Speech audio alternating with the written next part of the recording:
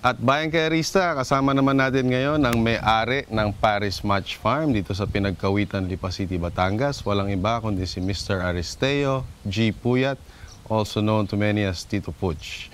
Gandang hapon, Tito Puch, at salamat. Maki, saan napunta ka? Lunis na lunis dahil pumunta kayo. Tumakas ako sa trabaho Maraming para salamat. makasama kayo dahil minsan lang kayo napunta dito.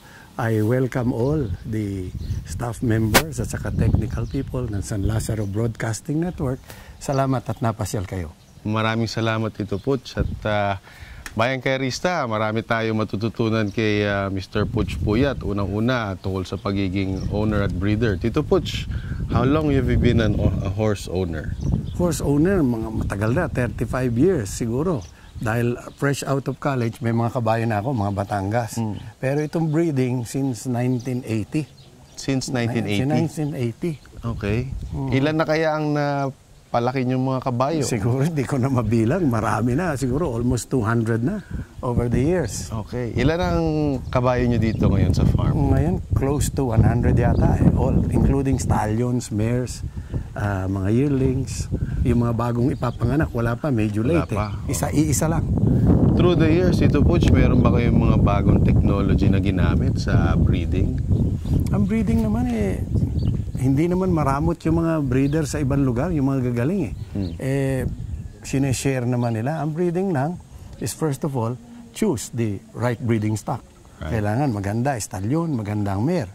Yung anak, hope for the best ka na lang. Kung hindi natin, sabi nga nila, maski anong ganda ng stallion, hindi mo nakikita yung makina sa loob Kaya hope for the best ka na lang. At saka yung, of course, feed them the proper nutrition. At saka kamukha nito, malaki dapat ang ginagalaan nila kung pwede. Ako, yun kung hindi mo rin lang mapapagala, mahirap. At saka, ang kuha nila, pag nandyan, kailangan regular deworming mo. Every 2 months. Okay. At saka every 45 days, kailangan yung magbabakal, i-trim ang mga hooves nila. Sabi nga nila, pag hindi mo naalagaan yun, no fit, no horse. Ganun sabi nila. Marami ding problema na na-experience bilang breeder. Napakarami. At kung kailangan, matibay ang loob mo dahil marami na ako na research, ang average talaga, ang 10%, 7 to 10% ang mortality mo every year. Sa bawat 10 may isang mamamatay? Oo. Kadalasan, kung sino pa yung pinakamagandang breed at inaasahan mo yun ang namamatay. Paano namamatay? Ano yung mga dahilan? Marami. Ang number 1 killer is colic, yung sakit ng tiyan. Colic. Okay. Even in the States. Pangalawa, pag matanda na sila, yung laminitis. Yun sa paa nila. Sa paa? Sa paa. Okay. Yun ang number 2 killers. Okay. Tsaka yung mga accident, nagbanggaan sila. Aksidente. Tumalon. Yun.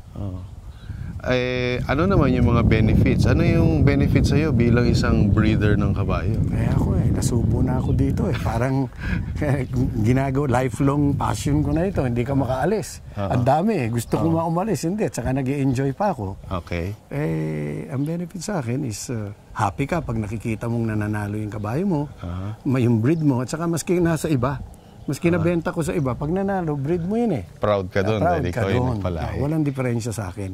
Yun. Pero kung maka-break even ka, maswerte na as a breeder. Really? Yes. So, economically, hindi ganun ka-profitable ba ang horse breeding? Hindi ganun ka-profitable dahil hindi naman lahat pag nanganak ka, okay.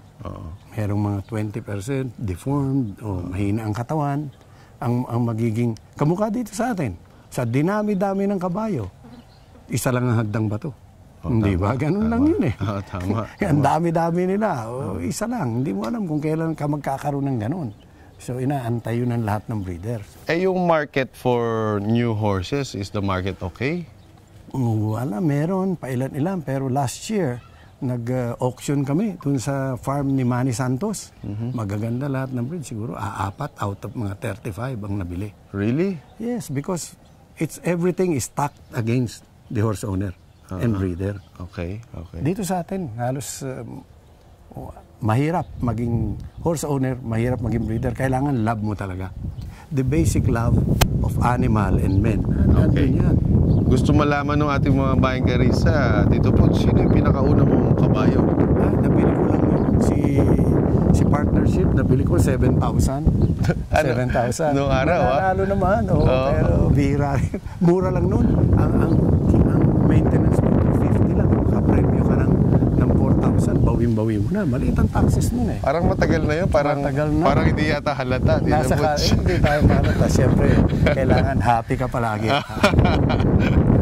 So, sa mga darating na malalaking karera, Triple Crown, Mr. Puch Puyat, meron ba kayong panlaban? Sa tayo, di ko pa alam nandyan. Yung isa nga, eto nga, talking about yung disgrasya, yung isa lang, nakita nyo kanina. We're preparing him for the sweepstakes. Magaling. O, nagkaroon ng misstep. Bali ang paa. Si Camp Master. Camp Master. Yung sana isasali ko. Pero we have to accept. That's part of the 10%. Eh. Part of the 10%. Ayun, ano na, alagaan nyo na, napalaki nyo na. Nagte-training na, tapos biglang na-disgrasya. Ganun. O kaya, Part of pagbalik the mo, game. pilay ka, may tendon ka. The end of the story. Pero bukod kay Camp Master, meron tayong mga asahang makikita. Marami ako mga 2-year-old na nandun na inahanda ng mga trainer. Okay, alright. Titingnan natin. Okay, maraming salamat Tito Puch Puyat. Thank you for inviting us here to your beautiful farm. Salamat din sa inyo. Huwag hindi na yung beautiful farm, dapat yung laman ang importante. Beautiful horses. Ayan po. Maraming salamat Tito Puch and we'll be back. Okay, thank you, Mike. Salamat.